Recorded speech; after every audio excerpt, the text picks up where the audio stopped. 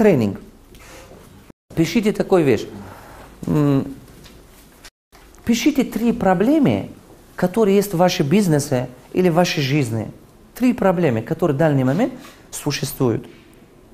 Которые, знаете, входят в поле вашего влияния. Не надо писать, курсом поднимается. Вы на него не можете влиять. Согласны? Или курс доллара. Пишите 3 проблемы в вашей жизни, которые выходят в сферу вашего влияния. Но вы точно знаете, что их все равно надо решать.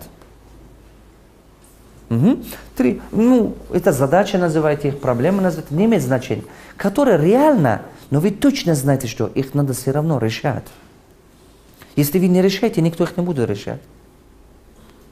Пишите 3. 3 нашли, да? Написали, да? 3. Теперь внимание обратите. Почитайте их 1 раз и подскажите, пожалуйста, год назад они были? Самое интересное сейчас поймете. А какой-то-нибудь из них 2 года назад был? Вы начали вникать? Я уверяю вас, что какой-то из них 3-4 года назад был. Вы внимание. И до сих пор она требует от вас решения. А вы знаете, почему вы его не решали? Но вы знаете, что кроме вас его никто не решает. А вы знаете, почему она до сих пор так стоит? Хотите, вам скажу? Я скажу.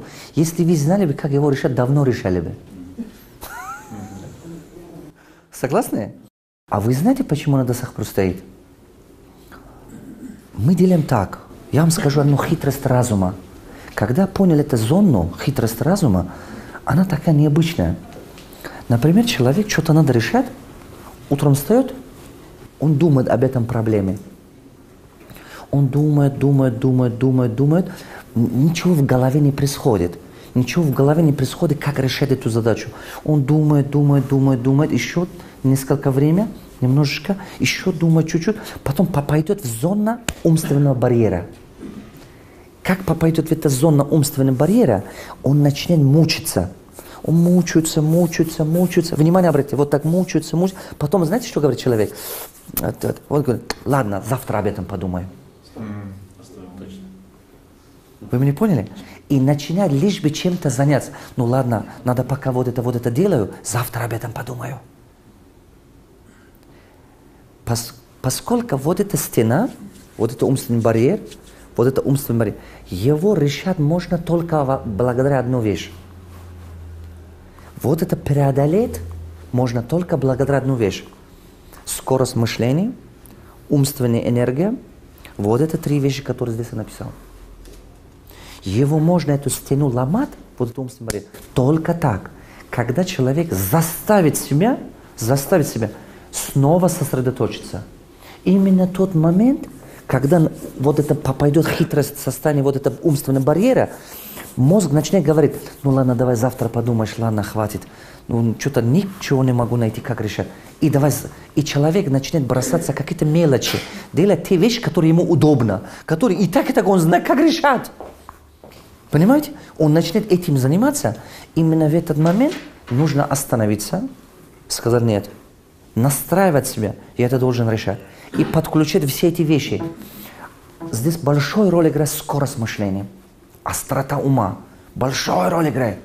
А чтобы острота ума оттачивалась, надо работать над собой больше. Над этим механизмом. И умственная энергия должна быть больше. Что такое умственная энергия? Я сейчас объясню. Если пойдем сейчас в тренажерный зал, кто-то из вас поднимает 50 килограмм, кто-то 10 килограмм, кто-то 80 килограмм. Каждый по-разному поднимает. В зависимости от того, сколько физической энергии у вас есть. Правильно? А теперь в жизни человек решает задачи, исходя из объема умственной энергии.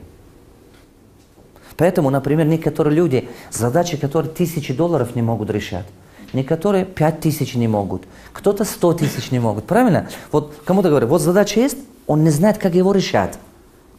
А кто-то миллионы решает, а кто-то не могут. Вот так. То есть мозг точно так же, как спорт, эту умственную энергию накачивает, вращивает. Он сам по себе не появится. Его он выращивает. Таким образом. Поэтому вот это, каждый эти механизмы, которые здесь вы видите, они являются необходимыми для управления денег.